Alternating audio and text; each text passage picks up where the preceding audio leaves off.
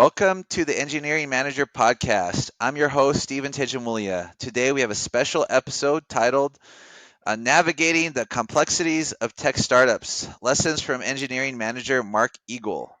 Mark is a seasoned engineering manager, entrepreneur, and investor with over 30 years of experience in tech startups ecosystem.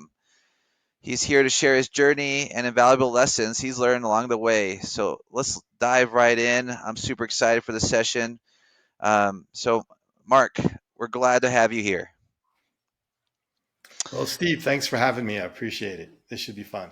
Oh, yes. To get started here, kicking things off, could you share some personal insights into what drew you to the world of tech startups and entrepreneurships in your early career? Sure. I really hadn't planned on being a startup guy.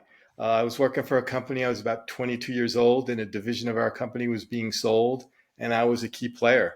So I talked to the owner, and he said to me I could talk to the potential acquirers, and so I did. And so I'll never forget this. I asked the buyer what was in it for me, and he literally tapped me on the head and said, "Sonny, you haven't been in business long enough. You've got this wrong. What are you going to do for me?" And so the next day I quit and started my own business. Nice. Well, he taught you a valuable lesson there. The that you should ask that to the client, but also ask yourself what's in it for yourself. So that big is a big lesson. Um, can you share some experiences in your early tenure in tech startups, and moments that stand out from you, lessons learned that you'd like to share with engineering managers today? Um, yeah, it's really about the journey and the destination. And if you don't like unexpected surprises, or you can't deal with stress, or you don't like highs and lows, then startups aren't for you. Uh, but to answer your question, I have to say that seeing your company 23rd on Inc. magazine's fastest growing 500 list, or twice merging your company with a public company, and getting a pretty big check is pretty darn cool. But I can remember battling a VC on the 31st of December in 2008. And that was during the financial crisis, if you remember. And that was a real nail biter. And also, I have an early investment that is going out for 25x Series A. So that's pretty exciting. But I'll let you know if I make any money. That's great. And is there like a, and I know it's this is an impromptu question there, but is there any stories that stand out from you from early days where you've seen like barely, well, where you've seen what it takes to make something succeed?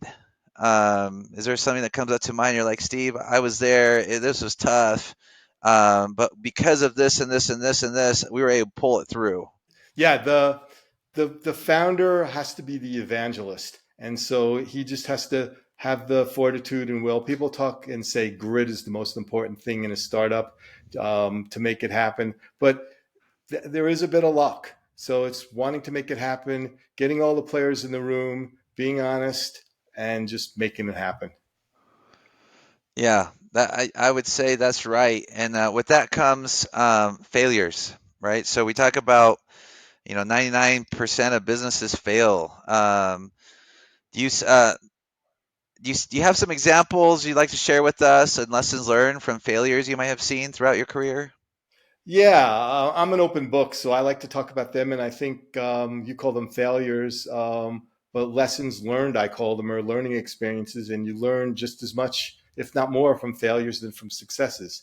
So I did a startup called Varvy, and we had a platform for high school sports stats, and we got it into every high school in Colorado. There's 350 high schools in Colorado. We did 15 sports. 14,000 people ran track in Colorado. Who would know? It was a fun business, and I got to work with high school coaches. So it was a blast. And we even rolled it into 4 other states. But I learned that if you don't have a monetization strategy, the best product and the best service in the world doesn't matter. Um, I also learned another lesson. It's, you just have to experience that if you don't set a timeline for when you want to give up or the reasons why you should give up, uh, it's not going to happen. Entrepreneurs never want to give up their baby. And like me, you just never want to throw in the towel. You just think you're going to make it. So remember, at the end of the day, one goal is to make money. But despite being a tech guy, I preach go to market and product market fit. Now that's great, and we might cover this a little bit later. But what best practices do you have for companies that they may have been like the company you just mentioned? Um, how do you know it's time to stop?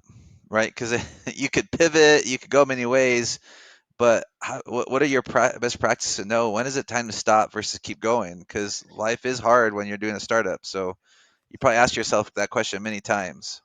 Yeah, and I might talk about this later, but one of the best things in finding a co-founder is to know what their roadmap is, or no, roadmap, know what their runway is, in terms of when they can financially afford to stop.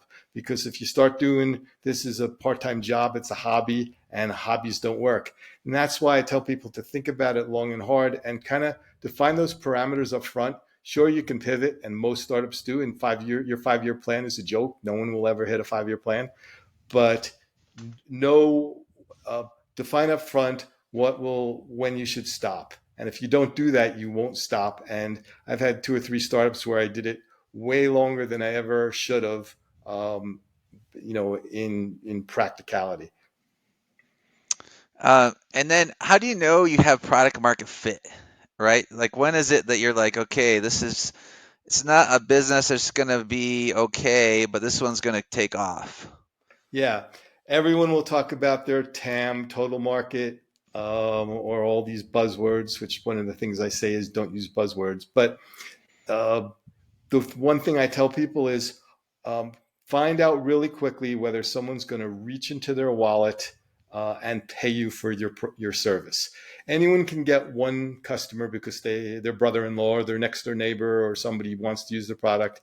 Then getting 2 to 4 is, you just have to have something a little more. But you got to get from 5 to 10, and then once you're at 10, then you're going for scaling. But if no one's willing to reach into their if there's always a reason why someone's not willing to pay and you can't get someone to reach into their pocket, you probably don't have a winner. That's a good rule of thumb to do that. And as engineering managers, and this is just for our audience here, a lot of them are, they tell themselves, I'm a technologist, I can build things. I'm looking for a partner that can do the rest. What advice you have for them on finding the right combination of technical talent and business talent to get to product market fit and scale? Because between that, it's just not only building, but it's a lot of customer and requirements. With your tenure and experience, how do they find the right partner, and what kind of role should both of them have as they're trying to go from idea to building to concept to product market fit? Yeah, it's get all the look at all the skills you need. And doing a startup is hard. There's no one person that's going to know technology, that's going to know marketing, that's going to know sales, that's going to know how to get investors. It's just they're not. So get good advisors. That's one thing I always recommend. Find a real board of advisors. But if you're a technical guy, find a marketing guy. You want someone on your team that gets up every morning and is executing on a go to market plan. So that means first you need to define a go to market plan, and then second you can just execute it. I rarely find people when I ask that question, and that's a big question I ask as an investor, is tell me about your go to market plan and what do you do every day to execute on it. And I don't care whether you're using an Excel spreadsheet or you're doing a drip campaign out of LinkedIn, doesn't or your CRM is Word. I don't care. I want to hear what that is. But if you can't articulate what that is and how you're going to get your pipeline and how you're going to look at your funnel and how you're going to get out there, and you can't tell me that, and you don't have someone waking up every morning uh, working on that, then that's not something I'm going to invest in. That's a good point. And So you need the someone's pounding the pavement, talking, try to shake the trees to get people to buy and see if they want to buy to get to product market fit, and then building the right thing. And where does your role come in? Because I think you've done both. Or tell us a little bit more about companies that want to work with you. Because I think the engineering manager is probably looking for someone that can help them. Shake the trees, get product market fit, do the demand generation, marketing. But they're also trying to figure out what features to build. How do you come in advising companies? Yeah. So I wear a bunch of different hats, but I call myself a fractional CTO as well as a regular CTO and stuff. So I tell startups, and this is a lot of people will argue with me, and that's fine. That as a startup, a CTO is a chief technology officer. The C in chief means uh, uh, they're at the C level. They've worked with senior executives. They know how to do all the senior executive kind of stuff. They've sold. They've done a lot of stuff. Most startup CTOs, no, most startups probably need about 1 to 3 hours of those skills a week because they're really strategic in their big picture. What you really need is that lead developer that's going to build stuff. That's really, I tell people, the first person they're going to hire. Most people call them the CTO. They're not, but that's okay. That's just a title, and it's just people will bring people on for that for the title. But what you need is the rest of the skills. So what I come in and often do is either assist that finding that CTO or work with that lead developer, I'll call it, or work or mostly augment that lead developer. Great engineers want to build stuff. They don't want to hire teams. They don't want to be working on maintenance stuff. They don't want to be looking at their uh, offshore team. They don't want to. They just want to be building stuff. So I come in and I've done stuff from rolling up my sleeves to being an AWS administrator, um, and because I know AWS and I know the landscape of startups, I've gotten a company 4 years of free AWS services because I knew there was an Activate program that I could put them in. Most AWS administrators aren't going to do that kind of stuff, and most CTOs aren't going to roll up their sleeves and get on and set up an instance. I'll do both of that. Currently, I'm a CTO of Helping Habit. We're a platform for helping nonprofits get volunteers and getting donations. And I do all the requirements, I do all the QA, I do all the project management. And what that does is it allows me to keep up to date on the product. It allows me to know the entire business, and I know what the customer wants, and I happen to be a great tester, so I do all the testing. And so, in that manner, the customer rarely finds bugs. Unfortunately, I do all the time, but then I can give them to the lead dev. He can fix them, and we can move on pretty rapidly. So I'm a hands-on guy as well as a strategic guy, knowing that a startup needs very little strategic stuff, but they do need that 1 to 3 hours a week of strategy. Otherwise, they're going to be really sorry later when they're moving their platform to someone else somewhere else, or they have lots of tech debt, or their MVP is not really an MVP, things like that. No, I love it. And as an entrepreneur myself, and someone's approaching you, Mark, and this is kind of one of our later questions, but um, why you, right? Give me a little more detail on, you can get your hands dirty, love it. You can think strategic. Uh, Give me some more reasons why pick Mark. And I know there's a lot of good ones because I know you, and that's why you're on the show. But for those listening, uh, who are some companies you worked for? You mentioned some of it in the beginning of this podcast, but if you give me some more meat there that will help people get better feeling for you, that'd be great. Yeah.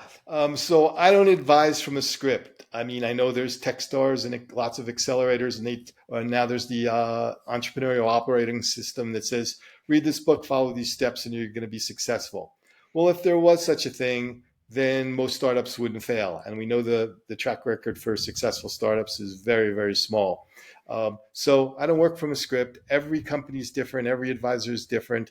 Um, I've started companies. Uh, you know, The first company I started was me and someone else in a garage. We took that to 20 people. We got on the Inc. 500 list, but we were 23rd. I have my wife find that on the Wayback Machine because I didn't believe it. How do you do that these days? Um, and went through that journey to 1,200 people, 7 offices around the world, and 150 million in recurring SaaS revenue. So that was a blast. But then, as we talked about, I've had failures. I started an education company because I was thought that education can change the world, and it wasn't being done right. And I didn't make any money, but I did get to mentor Barrington Irving, who's talked to 1 million people now. That was his goal, and he became the youngest person in the world to fly around the world. And to me, um, despite making not making money, it's so rewarding when I talk to Barrington and hear what he's doing, or seeing him on the Today Show of how I made a difference in that company. I've also been an investor in probably a dozen early stage companies, and have seen some success and some failures, but know all the questions that an investor asks you. And basically, I've done this for 35 years. So I've seen, every time I think I've seen it all, I haven't, which makes it fun for me. Um, but I know the questions that people don't even know they should ask about. I've been in the shoes of the founder. I've been in the shoes of the entrepreneur. I've been a developer, and I've been a CTO, and I've been in the boardroom with, we were a part of two Fortune 500 companies. One was a $9 billion insurance company. So I've been around the block a few times, and that expertise is always different. I never know what I'm going to pull from to help a startup get to where they need to be. Love it. Thank you for sharing that. And some people don't like to share their background experience by themselves, but this is great. Great for people to know. Uh, Now, as I'm an engineering manager and I'm undertaking maybe it's a new project or it's a startup itself, uh, what are the things that I need to be looking for advisor, right? How do I go about what questions should I be asking myself to find the right advisor that can guide me right through what I have? Yeah, someone in your space is probably the best because they know the space. But I can just say what happened to me. It's some of it's serendipitous, but find incredibly talented people. I had Paul Hobby, whose father, if you ever went to Houston and flew to Hobby Airport, his father ran that airport. I had Arnold Burns, who's not a traditional name, but he was the Attorney General under Reagan. Mark Sarangelo, who's a Colorado guy, he started Sierra Nevada Corporation, and he was involved with the Dream Chaser.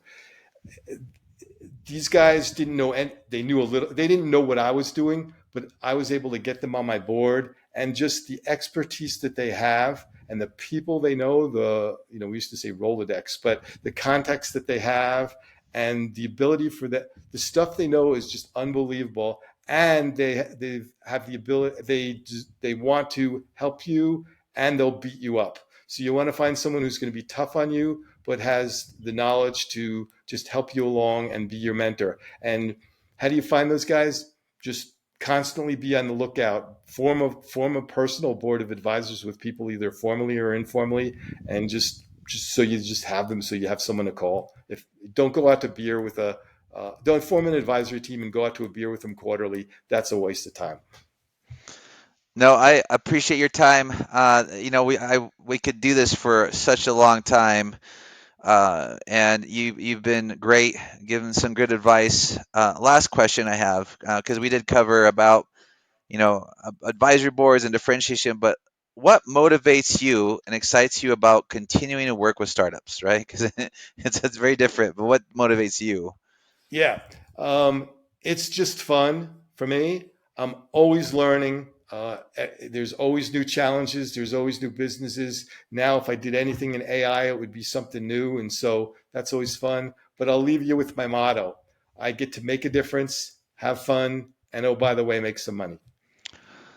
Love it. Love it. Mark, thank you for sharing your invaluable experience and insights with our listeners today. Thank you for joining us, enlightening us through this world of tech startups. So, for those listening, don't forget to tune in next week, for insightful conversations on the Engineering Manager podcast. We thank you and appreciate it. Have a good week. Thanks, Stephen.